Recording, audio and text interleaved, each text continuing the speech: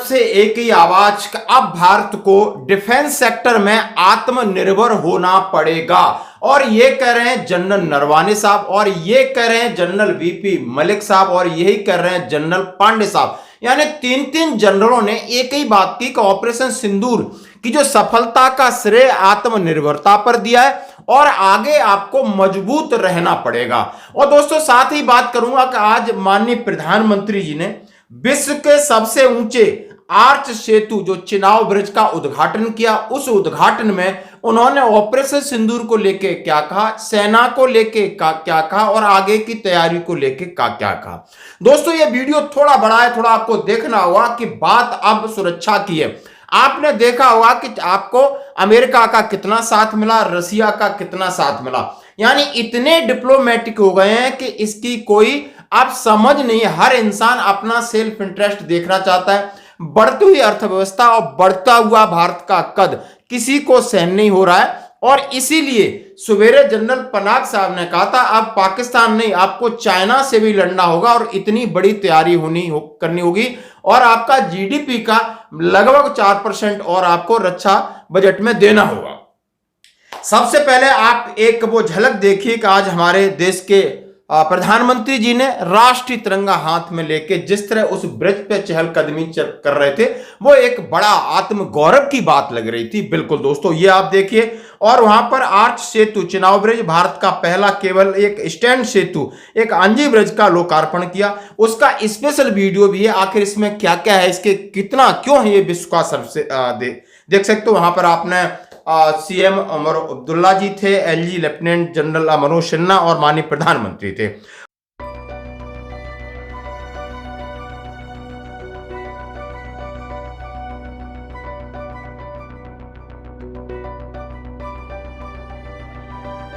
आज rail infrastructure में नए रिकॉर्ड बना रहा है।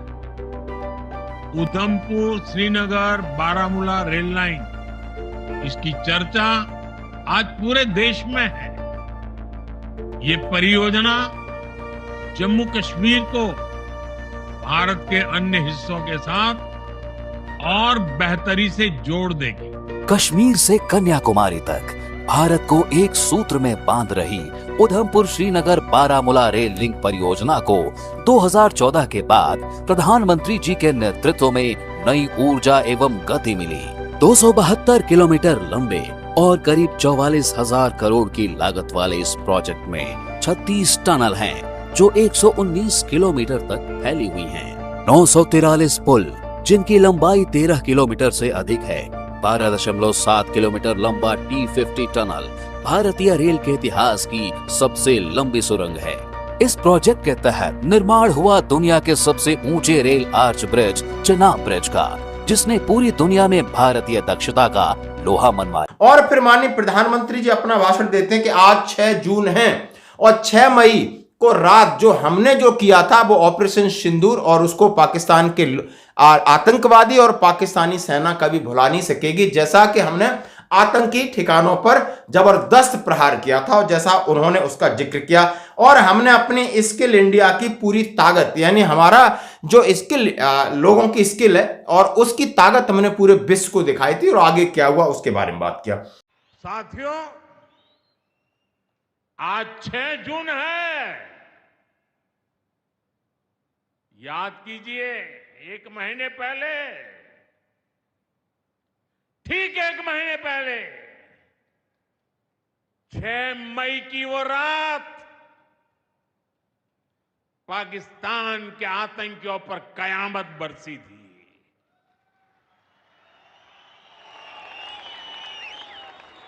अब पाकिस्तान कभी भी ऑपरेशन सिंदूर का नाम सुनेगा तो उसे अपनी शर्मनाक शिकस्त याद आएगी। अब मैं बात आत्मनिर्भरता की करता हूं। जैसे कि आप समझ सकते हो, आरएसएस प्रमुख ने भी कहा है कि भारत को अब डिफेंस सेक्टर में पूरी तरह आत्मनिर्भर होना पड़ेगा।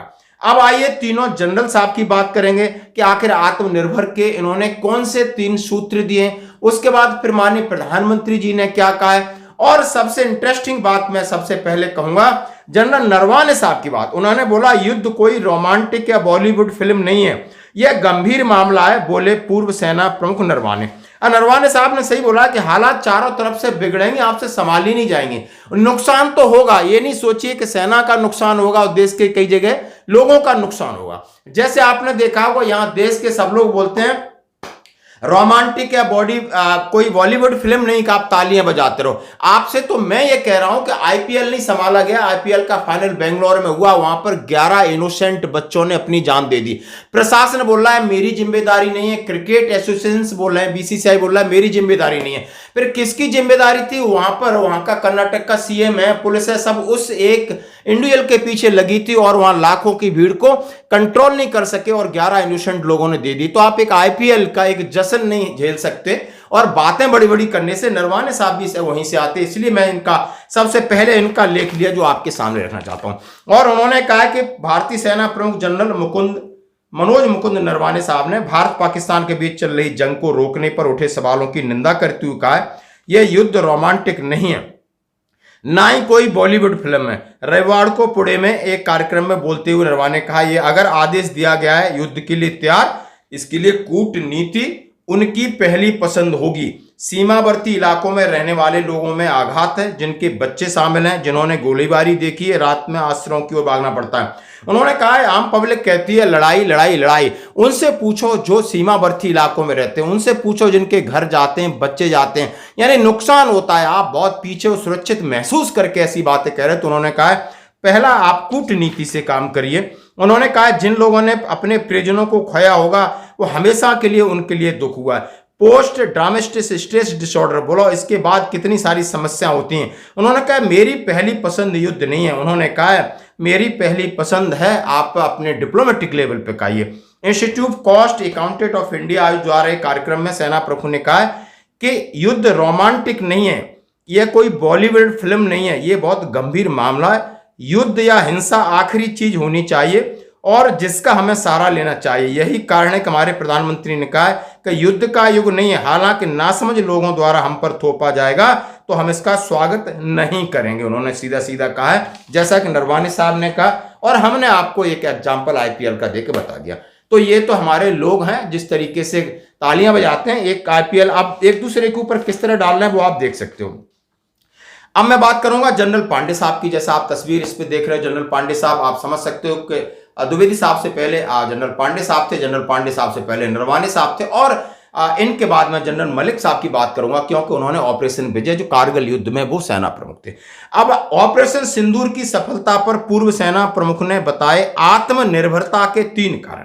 उन्होंने कहा भारतीय सेना के प्रमुख जनरल मनोज पांडे साहब ने एनडीटीवी में एक साक्षात्कार में कहा कि आत्मनिर्भरता भारत नीति के समग्र दायरे में महत्वपूर्ण रक्षा उपकरणों के लिए आत्मनिर्भरता कुछ ऐसा है जो पिछले 1 दशक के दौरान हमने जो किया उसके प्रमुख पहलू में से एक है। उन्होंने कहा हमारी ब्रह्मोस आप देख सकते हो, ये हमें कहीं ना कहीं बहुत बड़ा एडवांटेज हुआ। ये बात समझ में आई कि हमें अपने इक्विपमेंट, अपनी टेक्नोलॉजी, अपनी दक्षता, अपनी क्षमता पे काम करना होगा। हम दूसरे के खरीदी हुई चीज करेंगे तो उससे पहले उसका बहुत तगड़ा वर्जन वो आपके दुश्मन को दे देगा और हमारी बाट लगा देगा। और यही पांडे साहब कह रहे हैं। उन्होंने कहा जनरल पांडे साहब ने आत्मनिर्भर भारत नीति के समग्र दायरे में उन्होंने कहा है ये सबसे बड़ी चीज है। इसके 3 पहलुओं पर उन्होंने सबसे बड़ी बात की।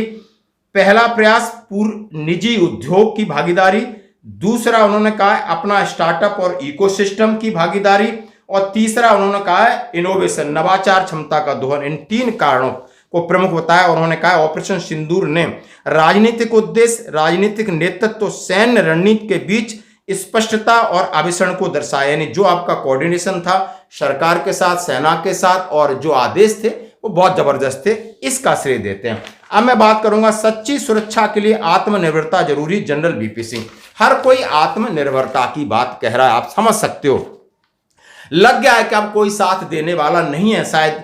उन्होंने कहा जब 99 हुआ था तो बहुत सारे प्रतिबंध थे, यानी परमाणु इन्होंने एक अपना एटम जो पोखरण में परमाणु बम का परीक्षण किया था, उसके बाद बहुत सारी समस्याएं आ गई थी और उन्होंने कहा उस समय हमें यह महसूस हो गया था कि अब आत्मनिर्भरता बहुत जरूरी है, क्योंकि ये तो कोई हमें सामान देगा तो उसका स्पेयर नहीं देगा और ब्लैकमेलिंग की चीजें चलती हैं। और ये कारगिल के समय ऑपरेशन विजय में सेना प्रमुख थे और कारगिल में बहुत बड़ी जीत हुई थी, उन्होंने भी इस पर जोर दिया, जैसा कि उनकी तस्वीर मैं आपके सामने रख रहा हूं। अब मैं बात करूंगा, अब उन्होंने कहा है माननीय प्रधानमंत्री का भाषण को ऑपरेशन सिंदूर आत्मनिर्भरता भारत की ताकत दिखाई, डिफेंस इकोसिस्टम के ऊपर चर्चा की, उन्होंने मेक इन इंडिया की बात कही और कहा कि अब मिशन मैन्युफैक्चरिंग शुरू हो गया। सभी युवाओं को उन्होंने कहा है कि आइए अपनी आधुनिक सोच, इनोवेशन, स्किल, आइडिया का से सहयोग करिए ताकि भारत की सुरक्षा व्यवस्था और अर्थव्यवस्था देश की ऊंचाई पर पहुंचे। शायद पिक्चर बिल्कुल क्लियर हो गई। ऑपरेशन सिंदूर ने आपको पिक्चर क्लियर कर दिया है कि आप अर्थव्यवस्था के साथ अकेले आगे नहीं चल सकते, आपको सुरक्षा व्यवस्था यानी दोनों चीजों को समानांतर रूप से आगे ले जाना होगा। तो दोस्तों ये था आप एक बहुत बड़ा कॉन्सेप्ट, बहुत बड़ा वीडियो आप देखिए। इसके साथ और कुछ वीडियो हैं जो मैं आपके लिए रख रहा हूं कि माननीय प्रधानमंत्री जी ने उस भाषण में क्या कहा है और आप इन रेलवे ब्रिज की क्या खासियत है, जरा देखिए। धन्यवाद। साथियों, आज मैं जम्मू कश्मीर के आप लोगों से, खासकर यहां के नौजवानों से एक विशेष आग्रह भी करने आया हूं और जम्मू कश्मीर की धरती से मैं देश को भी आग्रह करना चाहता हूं। आपने देखा है कि कैसे ऑपरेशन सिंदूर ने आत्मनिर्भर भारत की ताकत दिखाई है।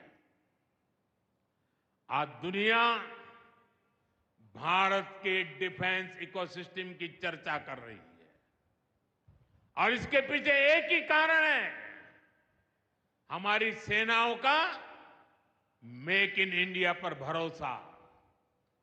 सेनाओं ने जो कर दिखाया, अब वही हर भारतवासी को दोहराना है। इस साल के बजट में हमने मिशन मैन्युफैक्चरिंग की घोषणा की है। इस मिशन के तहत सरकार मैन्युफैक्चरिंग को नई उड़ान देने का काम कर रही है। मैं जम्मू कश्मीर के युवाओं से कहूंगा, आइए इस मिशन का हिस्सा बनिए। देश को आपकी आधुनिक सोच चाहिए, देश को आपके इनोवेशन की जरूरत है। आपके आइडिया, आपकी स्किल भारत की सुरक्षा को, भारत की अर्थव्यवस्था को नई ऊंचाई देंगे। पिछले 10 वर्षों में भारत एक बड़ा डिफेंस एक्सपोर्टर बना है। अब हमारा लक्ष्य है दुनिया के टॉप डिफेंस एक्सपोर्टर्स में भारत का नाम भी शामिल हो। इस लक्ष्य की ओर हम जितना तेजी से बढ़ेंगे, उतनी ही तेजी से भारत में रोजगार के लाखों नए अवसर पैदा होंगे। साथियों, हमें एक और संकल्प लेना है, जो सामान भारत में बना हो, जिसमें हमारे देशवासियों का पसीना लगा हो,